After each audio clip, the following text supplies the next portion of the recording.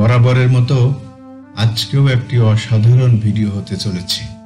আজকের ভিডিওতে থাকছে কিছু মেগা প্রজেক্টের অতীত বর্তমান সহ জানা অজানা নানান রকম তথ্য।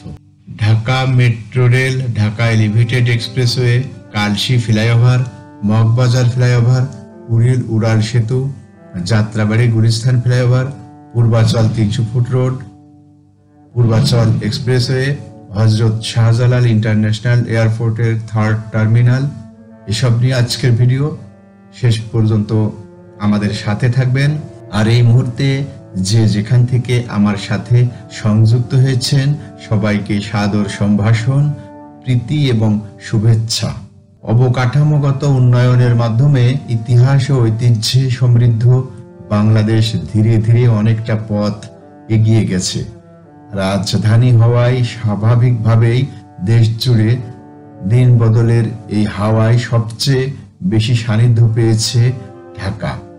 ছোট্ট ভূখণ্ডে আকাশসম জটিলতা নিয়ে প্রায় 400 বছরেরও পুরনো শহরটি বিশ্বমানের সভ্যতার সঙ্গে তাল মেলানো শুরু করেছে।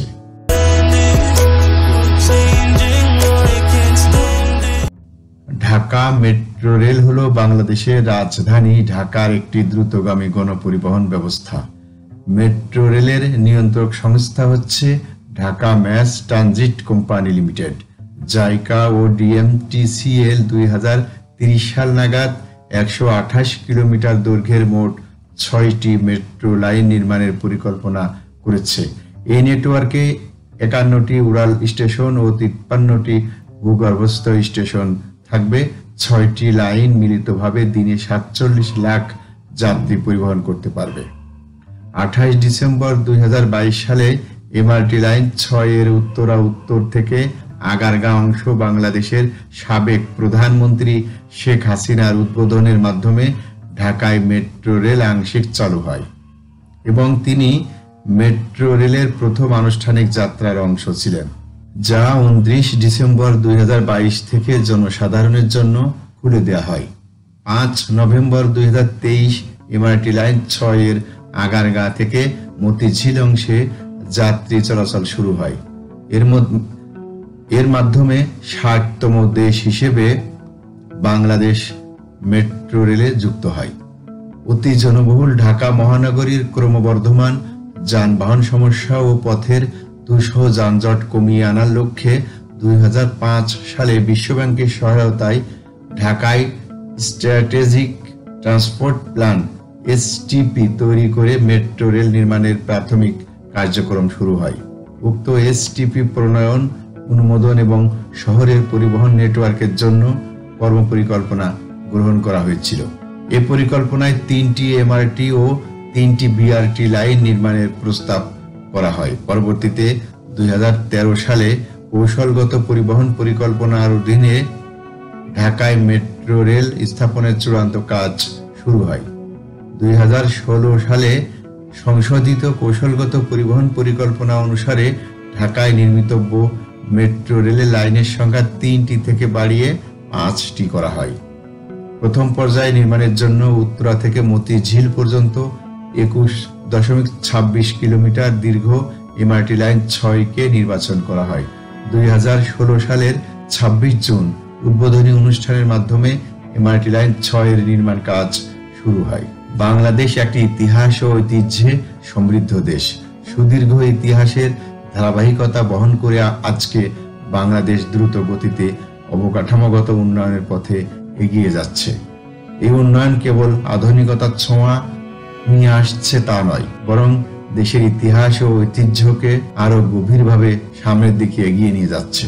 ঢাকা এলিভেটেড এক্সপ্রেসওয়ে হচ্ছে বাংলাদেশের প্রথম এলিভেটেড এক্সপ্রেসওয়ে প্রকল্প। শাহজালাল আন্তর্জাতিক বিমানবন্দর থেকে শুরু হয়ে কুড়িল, বনানী, মহাখালী, তেজগাঁ, মগবাজার, কমলাপুর, সায়দাবাদ, যাত্রাবাড়ি হয়ে ঢাকা চট্টগ্রাম মহাসড়কের কুতুবখালী পর্যন্ত গিয়ে শেষ হবে এই প্রকল্প।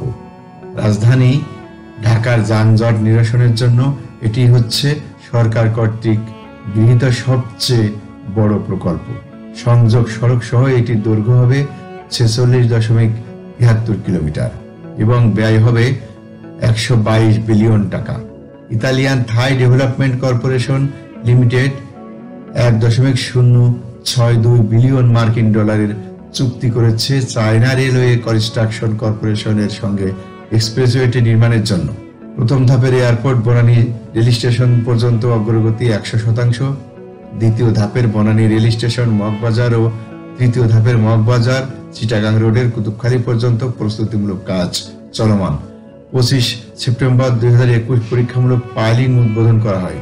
2023 সালের সেপ্টেম্বরে বিকেল 4:06 সুইচ টিপে রাজধানীর আগারগাঁ পুরাতন বাণিজ্য মেলা মাঠের পাশে স্থাপিত এলিভেটেড এক্সপ্রেসওয়ের ফলক আনুষ্ঠানিকভাবে উদ্বোধন করেন প্রধানমন্ত্রী শেখ হাসিনা।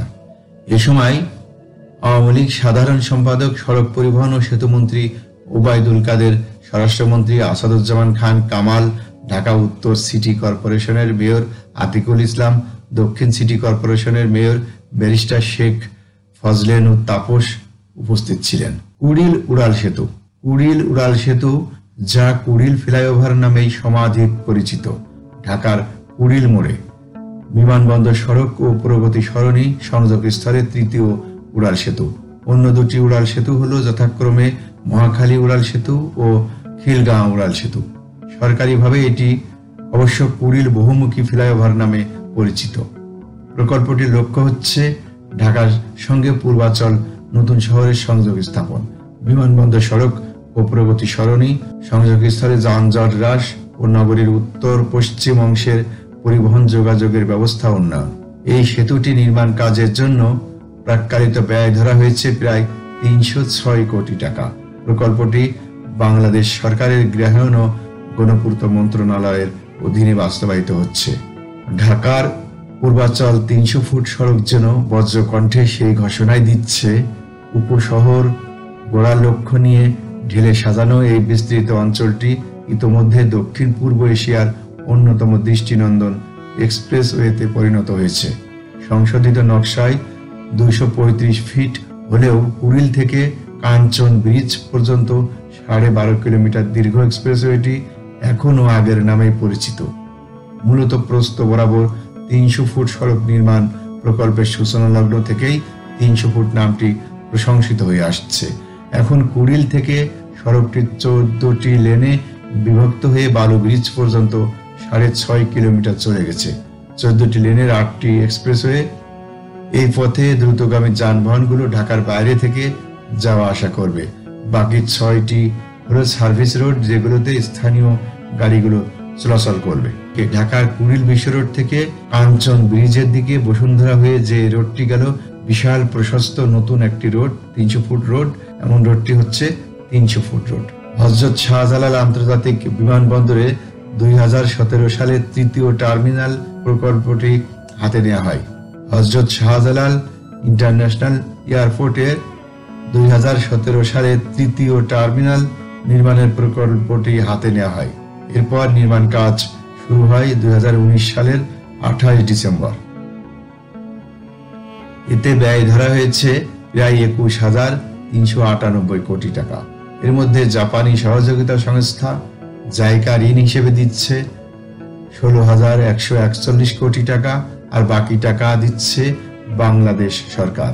এই নির্মাণ কাজ করছে জাপানের মিৎসুবিশি ও ফুজিতা এবং দক্ষিণ কোরিয়ার স্যামসাং। মোট 30 লাখ বর্গ ফুট জায়গায় 3 তলা বিশিষ্ট এই টার্মিনাল ভবনটির আয়তন হবে 2,30,000 বর্গ মিটার এবং লম্বা 700 মিটার ও চওড়া 200 মিটার। এই ভবনটির নকশা করছেন রোহানি বাহারিন। তিনি আন্তর্জাতিক খ্যাতিসম্পন্ন সিঙ্গাপুরের সিজিপি কর্পোরেশন প্রাইভেট লিমিটেডের একজন আর্কিটেকচার বা স্থপতি। প্রিয় ভিউয়ার, আমি আর সময় নিচ্ছি না, অনেক কথা বলছি ভিডিওর মধ্যে। আবার অন্য ভিডিও নিয়ে সামনে আসব। আপনি ভিডিওটি কোথা থেকে দেখছেন, কোথা থেকে দেখলেন আমাদের কমেন্টে জানিয়ে যাবেন। ভালো লাগলে একটি লাইক দিবেন। মন চাইলে আপনি আমাদের পরিচ্ছন্ন চ্যানেলটি সাবস্ক্রাইব করে রাখতে পারেন। আজ যে পর্যন্ত, সবাই ভালো থাকুন, সুস্থ থাকুন, সে কামনায় আমি বিদায় নিচ্ছি।